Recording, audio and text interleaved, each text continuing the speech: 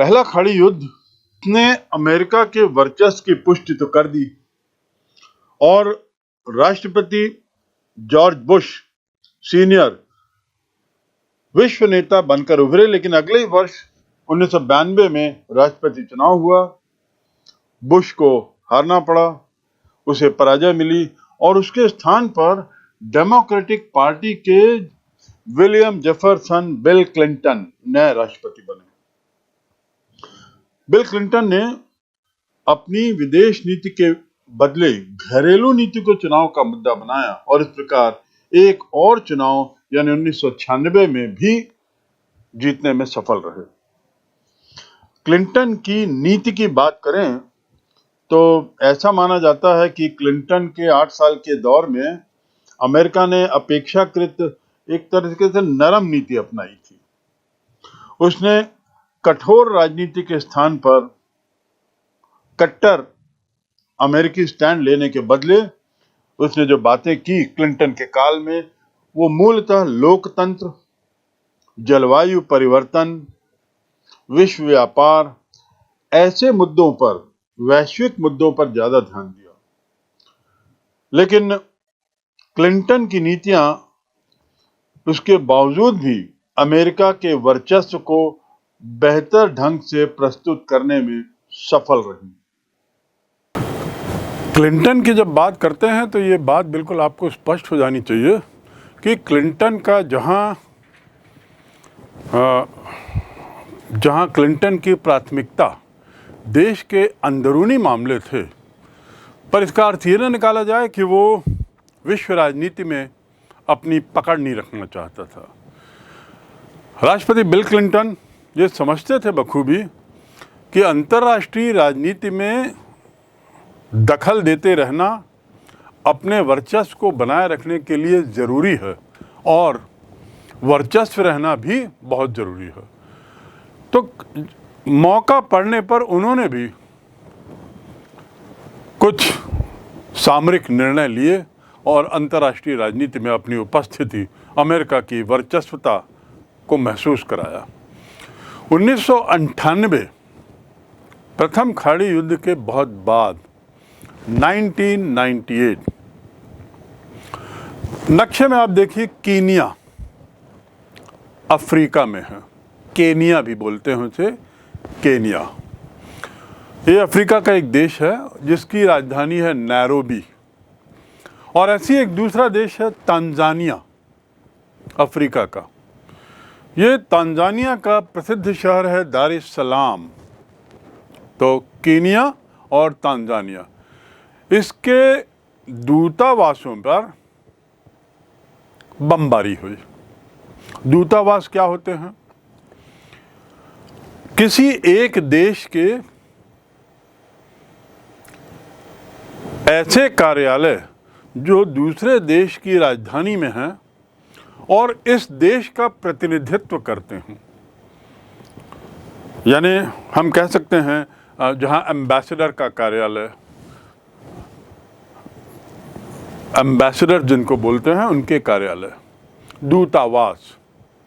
तो दूतावास जैसे अमेरिका के जो तांजानिया में जो उसका कार्यालय था, अमेरिका में जो उसका केनिया में कार्यालय था, वहाँ पर बमों से हमला हुआ। और उस हमले से बात स्पष्ट हो गई कि इन दूतावासों को लक्ष्य बनाकर हमला किया गया, कोई गलती से हमला नहीं हुआ। और दूसरा, इन दूतावासों को समाप्त, नष्ट करने की कोशिश थी। यानी उद्देश्य बड़ा स्पष्ट लगा अमेरिकीज़ को। अमेरिकन ने कहा कि ये हमारे दूतावासों पर हमला एक तरीके से हमारी वर्चस्वता पर हमला है, हम पर हमला है। और ऐसी किसकी हिम्मत हुई जो हमला करे? उन्होंने पतासाजी की और उनके अनुसार अल कायदा नाम का एक आतंकवादी संगठन उनके अनुसार जिम्मेदार पाया गया। क्या नाम? अल कायदा। अल कायदा को अमेरिकी सरकार ने इस हमले के लिए दोषी ठहराया और दोषी ठहराने के बाद क्या हुआ कि अमेरिका ने सूडान और अफगानिस्तान, अब देखिए हमला हुआ कीनिया में, हमला हुआ तंजानिया में। अमेरिका ने पूरे विश्व में पतासाजी करके पता लगाया कि अल कायदा के लोग जिम्मेदार हैं और अल कायदा का मुख्य अड्डा या अल कायदा का जो मुख्य केंद्र जो है वो अफ़गानिस्तान और सूडान में है। देख लीजिए कहाँ कहाँ। परिणाम क्या हुआ? अमेरिका ने ऑपरेशन इनफाइनाइट रीच के तहत यहाँ पर बहुत बमबारी की, इनके ठिकानों पर सैन्य अभियान चलाया। दूसरे शब्दों में हम बात कर रहे हैं कि बिल क्लिंटन ने क्या अपनी नीति में परिवर्तन किया था? क्योंकि मैंने जैसे बताया कि बिल क्लिंटन अंदरूनी मामलों में ज़्यादा इच्छुक थे, लेकिन इसका अर्थ ये नहीं कि वे विश्व से कटे हुए रहे, नहीं, उन्होंने अपनी नीति में परिवर्तन नहीं किया। दूसरा, उन्होंने जब हमला किया तो कारण क्या था? तंजानिया और केनिया में संभावित अल कायदा द्वारा हमले के जवाब में अमेरिका ने हमला किया। कहाँ? हमला तो नहीं किया, अमेरिका ने इनके ठिकानों पर बम गिराए। और सूडान और अफ़गानिस्तान में क्यों? क्योंकि अमेरिका को विश्वास था कि इन लोगों के मुख्य अड्डे इन आतंकवादियों के अफ़गानिस्तान में हैं और सूडान में हैं, जहां से अल कायदा विश्व में आतंकवादी गतिविधियां फैला रहा है। और इस घटना का या इस ऑपरेशन का, ऑपरेशन क्या? अमेरिका द्वारा सूडान और अफ़गानिस्तान में ठिकानों पर बमबारी करना, यह क्या कहलाया? Operation infinite reach, INFINITE। Infinite मतलब जिसकी कोई सीमा न हो, और रीच यानी पहुंच। ऐसा ऑपरेशन जिसकी पहुंच की कोई सीमा नहीं, यानी हम कुछ भी करने को तैयार हैं, हमें बस हमारे दूतावासों पर हमला करने वालों को समाप्त करना है, हमें बस उन लोगों को समाप्त करना है जो हमारी वर्चस्वता पर प्रश्न उठाए हैं, वर्चस्वता पर प्रश्न उठाए हैं। तो भारी बमबारी की गई और क्रूज मिसाइल्स का उपयोग हुआ। तो घटना में आपको याद रखना होगा कि क्रूज मिसाइल्स का उपयोग हुआ, बड़ी संख्या में बमबारी की। और ख़ास बात ये कि ऐसा करने के लिए अमेरिका ने संयुक्त राष्ट्र संघ को पूछना भी उचित नहीं समझा। संयुक्त राष्ट्र संघ UNO, इसकी जो स्थापना हुई है उसके तहत ये निश्चित कर लिया गया है, एक तरीके से सब देशों पर ये बाध्य हुआ है कि यदि किसी को किसी अन्य देश से आपत्ति है और किसी तरह के सैन्य हमले की कार्रवाई करना चाहता है तो उसे संयुक्त राष्ट्र संघ में पहले बताना होगा, अनुमति लेनी होगी और फिर हमला करेंगे। अनुमति से अर्थ है संयुक्त राष्ट्र संघ के सुरक्षा परिषद से, या और ज़्यादा बड़ा मामला हुआ तो इस संयुक्त राष्ट्र संघ की महासभा से अनुमति लेके हमला कर लें। यहाँ पे अमेरिका ने संयुक्त राष्ट्र संघ को बताने की भी ज़रूरत नहीं समझी और बिना उनकी अनुमति लिए और बिना उन्हें सूचित किए, अनुमति की तो बात ही दूर, उनको सूचना भी नहीं, उसने सीधे अपने हवाई जहाज़ भेजे, मिसाइलों से हमला कर दिया उन जगहों पर और अल कायदा के उन ठिकानों को धराशायी कर दिया, तहस नहस कर दिया। ये एक उस बात का उदाहरण है कि अमेरिका अपने शक्ति प्रदर्शन पर कैसा विश्वास करता था। ये इस बात का उदाहरण है कि बिल क्लिंटन यद्यपि घरेलू मामलों में ज़्यादा रुचि रख रहे थे, लेकिन साथ ही उनकी नज़र विदेशी मामलों पर सतत रूप से बनी हुई थी। अमेरिका ने तो अंतर्राष्ट्रीय कानूनों की धज्जियां उड़ा दी। एक तो उसने बिना UNO की अनुमति से हमले किए, दूसरा उसने UNO को सूचित भी नहीं किया, और तीसरा उसने जो नागरिक केंद्र होते हैं, नागरिक ठिकाने, वहाँ पर भी हमले किए। सामान्यतया क्या होता है कि जब युद्ध होते हैं तो एक ऐसा धर्म माना जाता है कि सैनिक ठिकानों पर ही हमले किए जाएं सैनिकों का ही खात्मा करने के लिए बमबारी की जाए, सामान्य नागरिकों को छोड़ा जाए, क्योंकि सामान्य नागरिक का युद्ध से लेना देना नहीं। यहाँ अमेरिका ने उस बात की भी चिंता नहीं की और उसने अंतर्राष्ट्रीय कानूनों की परवाह किए बिना सामान्य नागरिक ठिकानों पर हमले किए, उनकी हत्या की। ये किस बात का उदाहरण है? ये सब अमेरिका की मनमानी का उदाहरण है। अमेरिका, और ये मनमानी क्यों हो कर रहा था अमेरिका? क्योंकि अब वो एक ध्रुवी था। वह जानता था कि अब हमारे सामने दूसरा कोई विरोधी हमसे टक्कर लेने वाला नहीं है। ये उसकी वर्चस्वता की बात है।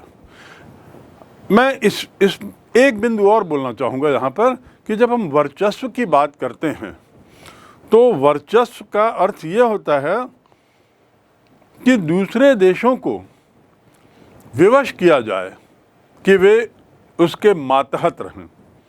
तो अमेरिका ने ऐसी स्थितियां पैदा की, डरा के, धमका कर, शक्ति प्रदर्शन से, हमलों से, कि विश्व के अधिकतर देश अमेरिका के हाँ में हाँ मिला रहे थे, भले वो उसकी कई नीतियों से राजी हों या ना हों। कई कारणों से ये उनके हाँ में हाँ मिला रहे थे। दूसरे शब्दों में, ये सब देश जो अमेरिका के डर से उसके खेमे में थे और लगभग काफ़ी विश्व का बहुत बड़ा हिस्सा था, इन लोगों ने अपनी एक तरीके से सार्वभौमिकता, जिसको बोलते हैं सार्वभौमिकता, यानी स्वतंत्र विदेश नीति अपनाने की क्षमता खो दी। सॉवरेंटी, इसे अंग्रेजी में क्या बोलते हैं?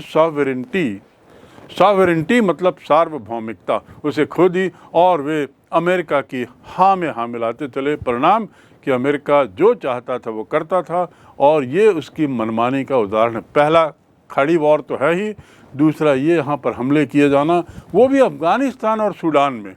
घटना हुई थी तांजानिया और केनिया में, हमला किया उसने अफ़गानिस्तान सूडान में। उसके अंदर जाकर वहाँ के देशों के प्रतिनिधियों को भी नहीं बताया, देश के नेताओं को भी नहीं बताया, यूएनओ को भी नहीं बताया, सीधा किसी दूसरी जगह जाकर वो हमला कर देता है। ये मनमानी नहीं है तो क्या है? बहरहाल क्लिंटन के दौर में भी अमेरिका जब तक फौजी ताकत का इस्तेमाल करने के लिए तैयार दिखता था, तैयार रहता था, लेकिन तुलनात्मक दृष्टि से देखा जाए तो मूलतः ये काल थोड़ा सा अमेरिकी वर्चस्व को बनाते हुए भी लोकतंत्र, जलवायु, विश्व व्यापार आदि मुद्दों पर ज्यादा सीमित रहा। क्लिंटन के दौर में फौजी ताकत की यदि बात करें, जैसे वो तैयार दिखते थे हमेशा फौजी ताकत का प्रदर्शन करने के लिए, तो उसका सबसे अच्छा नमूना, सबसे अच्छा उदाहरण हमें देखने को मिलता है कोसोवो संकट के दौरान। देखिए कोसोवो कहाँ है? एक बहुत छोटा क्षेत्र, लेकिन विश्व शांति के लिए एक बहुत बड़ा खतरा जब तब यहीं से उभरता रहता है। पूर्व यूगोस्लाविया, जो पहले कभी यूगोस्लाविया होता था, जिसके मुखिया किसी समय बहुत प्रसिद्ध व्यक्ति, विश्व प्रसिद्ध जोसेफ ब्रॉस टीटो हुआ करते थे, वह यूगोस्लाविया विघटित हुआ और कोसोवो प्रांत में जो अल्बानियाई मूल के लोगों की जहां बहुलता है, उस पर दूसरी मूल के लोगों के नेतृत्व में जो सरकार बनी थी, मिलोसेविक के नेतृत्व में, वो वहां पर काफी जुल्म कर रही थी। कोसोवो प्रांत में अल्बानियाई मूल के लोगों मानवाधिकारों का उल्लंघन करते हुए अल्बानियाई राष्ट्रवाद को कुचला जा रहा था। अर्थात अल्बानियाई लोग अपने को स्वतंत्र करना चाह रहे थे। यूगोस्लाविया के विघटन में वे भी चाहते थे कि अल्बानिया एक स्वतंत्र क्षेत्र बने, लेकिन तत्कालीन राष्ट्रपति ऐसा नहीं करने दे रहे थे और मानवाधिकारों का उल्लंघन करते हुए राष्ट्रवाद को कुचलने की बहुत बुरी तरह कोशिश की जा रही थी। 1999 में क्लिंटन सरकार के इशारे पर अमेरिका के नेतृत्व में नाटो की सेना ने इस क्षेत्र पर 2 महीने तक बमबारी की। ये पूरा जो यूगोस्लावियाई क्षेत्र है, यहाँ पर नाटो के द्वारा बमबारी हुई। और जैसा मैंने पहले बताया कि नाटो मतलब मूलतः अमेरिकी नेतृत्व में अन्य देशों की कंबाइंड फौज। तो भारी बमबारी हुई और इसका परिणाम ये हुआ कि मिलोसेविक सरकार का पतन हुआ और कोसोवो जो है वो नाटो के नियंत्रण पे चला गया। कोसोवो जो है नाटो के नियंत्रण पर चला गया।